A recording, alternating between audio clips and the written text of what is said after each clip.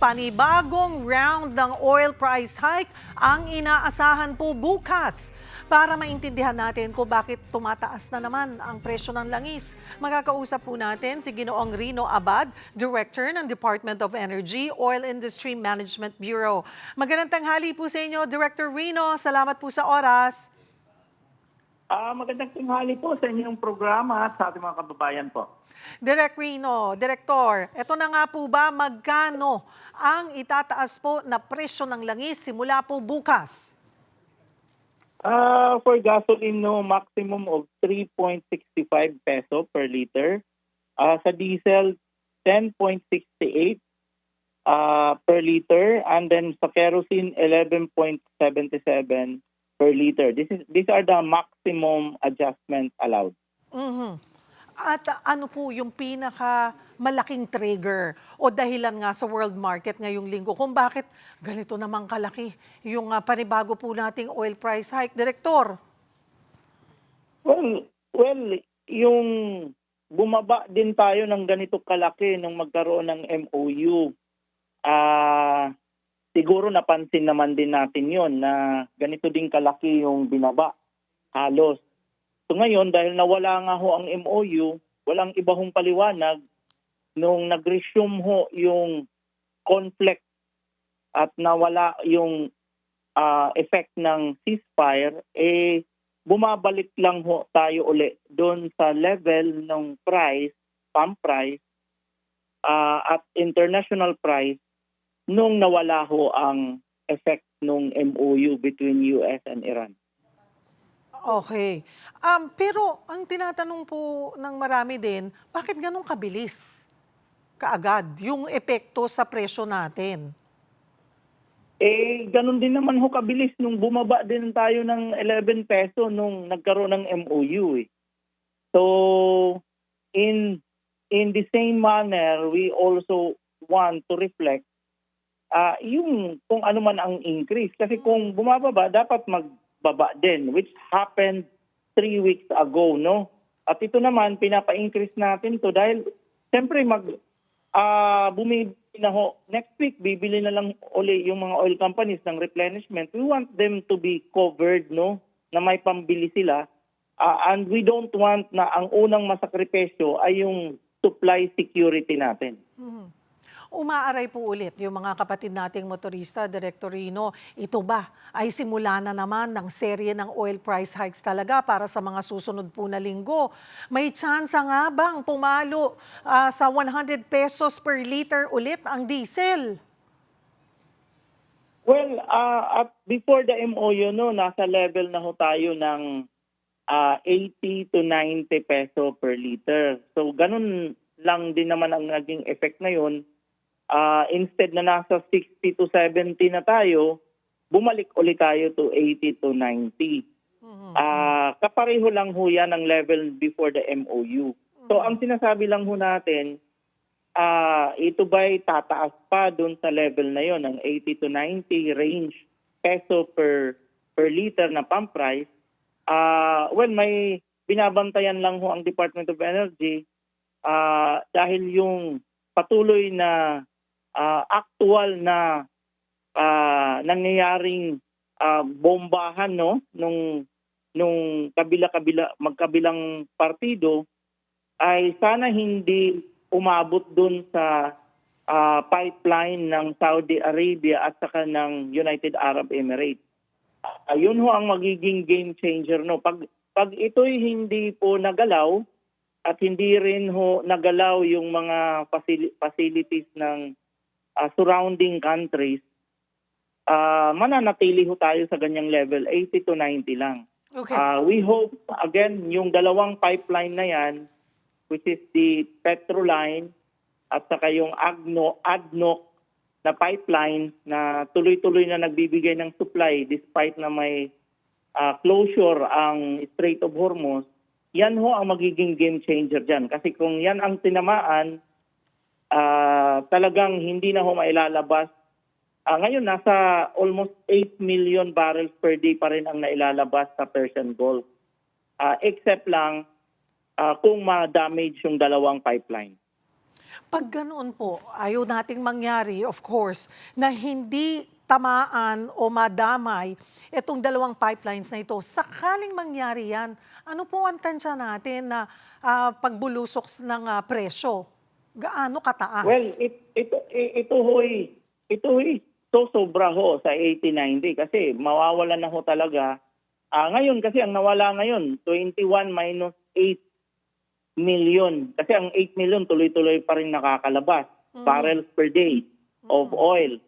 Ang epekto niya, kung mawala yung dalawa na yan na pipeline, magkaroon ng damage, then mawawala pati yung 8 million. And that will reflect doon sa pag-increase ng price even beyond the 80-90 peso range. Mhm. Pero, meaning beyond na papalo lamang ng hanggang 100 or nandoon talaga yung panganib na umabot ng mahigit 100 pesos po per liter ang diesel? Hindi ho natin matansya, no? Ang sinasabi lang natin, yung mga experiences natin before, yung settlement price before the MOU is nasa 80-90 peso per liter tayo before the MOU. Again, sa time na yun, wala hong sira yung dalawang pipeline kahit po walang nakakalabas doon sa strait mismo. Kasi ito mga pipeline ito hindi mga bypass to doon sa strait. So tinanong niyo ako kanina, mayroon pa bang chance na tumaas? I think that will be the chances na tataas kung masira ito kasi ito lang ang magiging bago na istorya, no, na sitwasyon doon. Kung wala naman ho, I think we will be staying at 80-90 peso per liter. Tapos, kung sakali man po din maapektuhan, pati supply, 'di ba? Yung demand, tataas yung demand, kaya talagang hindi maiaalis yung presyo dahil kukonti rin po yung supply. Well, for now, matagal na ho tayong konti ang supply. Ang atin na lang ngayon is ang demand. Okay. Kasi pag tumaas na ho tayo ng 80-90, gaya ng experience natin noong April, bumaba ho ang demand ng Pilipinas ng almost 30%. Mm. February to March to April, no? Mm. Globally, mga report ng Argus, report ng Global Plus, halos pareho din ang assessment ng global experience, no? Bumaba ang demand ng 30%. Halos 25 to 30%. So if this happens, we expect na ganun na uli ang mangyayari. Magkakaroon ng kakalma ang demand at it will sustain us. Yun nga lang, ibang usapan, kung hindi ho bumaba ang demand ng ganun pa rin kalaki, then magkakaroon niya ng daily shortage, no? Meaning, the same demand, pero kumonti ang supply. So, yan ho ang magiging very, very tight yung ating supply. Hopefully, humabol din ang pagbaba ng demand kasi pataas na nga ang price. Pero kamusta po ang supply natin sa bansa? Well, maintained ho ang ating almost 45 days supply. This is well above the 15-day supply requirement. So ang atin lang ho dyan babantayan on a daily basis, kaya nga sinisiguro natin na may pera ho na nare-recover on a daily basis ang ating mga oil company para wala ho silang pangamba na makakabili na naman sila ng matataas na ang presyo. Kasi ngayon, bibili sila. On a daily basis, nag-i-import ho yan. Marami hong mga application for importation sa opisina ko on a daily basis. So, ngayon, ang presyo na binibili nila ay nasa level na rin ho ng presyo ngayon. So, dapat ganun ho ka-equip yung ating mga oil company na mayroon silang palaging pambili kahit mataas ang presyo.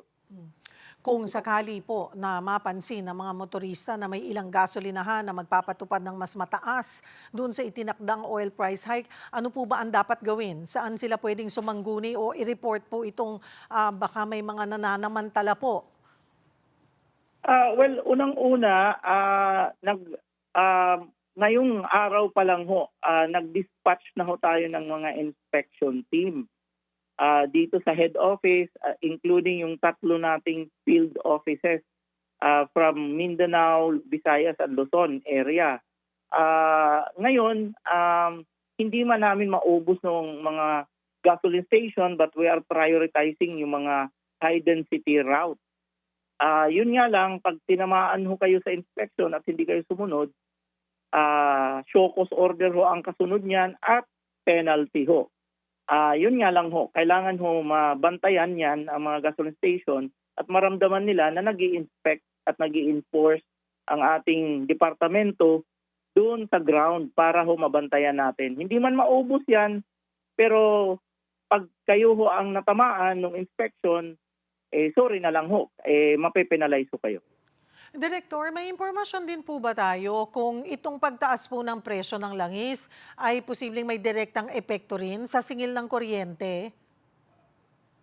Napakababa na ho ang ating power mix na nanggagaling ang fuel sa oil. So hindi ho gaano dito sa diesel, halos wala na ho talagang effect yan except na lang yung mga spag area, no, kasi diesel fired pa rin ang kadamihan na ginagamit sa mga areas na yan. But yung ating binabantayan lang at hindi naman gaanong nag-change, no. At maganda na rin ng balita yan, hindi nag-change yung ating natural gas. Pero based sa amin observation, even before the conflict, dumating yung MOU, dumating na naman itong conflict na naman, renewed conflict, hindi masyado nagbabago ang price. So may kataasan ng price ng LNG which is part of the power mix natin sa fuel na yan. But dahil nandun palagi siya, hindi naman siya masyadong responsive sa mga changes. So na-adapt na ho yan at nandyan na ho yan sa level ng ating power bill. Paghuli, Director Rino, ano po ang payo, paalala natin na may bibigay sa mga consumer para ma-manage ang paggamit ng petrolyo at makatipid sa gitna ng mga ganitong pagtaas ng presyo? Well, unang-una, tuloy-tuloy ho ang programa ng government, no, doon sa 10 peso per liter ng diesel. Subsidy po yan in a discount form doon sa gasoline station. Alam na ho ng mga public utility jeepney yan at saka UV Express. At marami na hong na-avail dyan. Tuloy-tuloy ang programa na yan.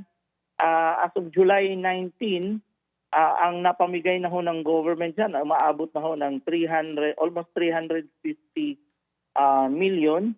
At tuloy-tuloy pa rin ho yan doon sa ating policy direction at dahil na rin ito sa patuloy na suporta na binibigay ng Department of Transport through LTFRB. Pangalawa ho, ang mga oil company kahit nag-o-offer ho sila, nagpa-participate sila sa subsidy program ng government, hindi naman ho natitigil yung kanilang sariling mga discount promo. Kasi this is part of their marketing program naman para makahakot sila at makakuha ng mga kliyente.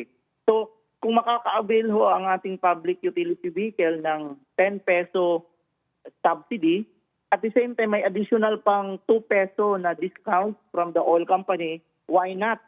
Ubusin na lang ho nila yon at i-avail nila ho. Kaya ang amin hong panawagan, tangkilikin nyo ho yung mga gasoline station na ganito ka active in supporting yung pagpapababa o pag-mitigate ng impact ng price increases.